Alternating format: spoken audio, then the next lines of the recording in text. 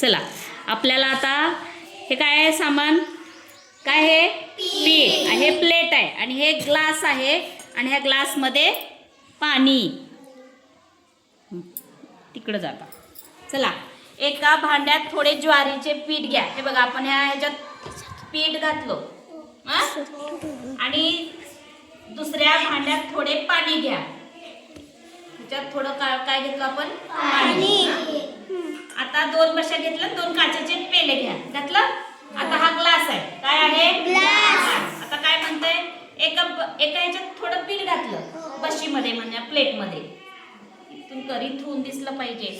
आणि आता एका पेल्यामध्ये थोडे पीठ टाका. आता हे पीठ आपण ह्याच्यात टाकलं. बुडाला बसलं का बघा बरं, दाखव ग. हे बघा. हा.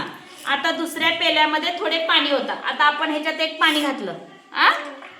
ह्याचा आकार कसा झाला रे पाण्याच्या, ह्याचा त्रिकोणी झालाय. आणि ह्या ग्लास मध्ये ऑलरेडी आपण पाणी ठेवलंय. पाणी दाखव.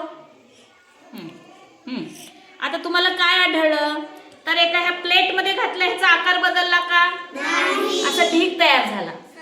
पण पाणी मात्र त्या प्लेटचा आकार घेतला. आणि आपण ग्लास मध्ये काय घातलंय, पीठ. हा.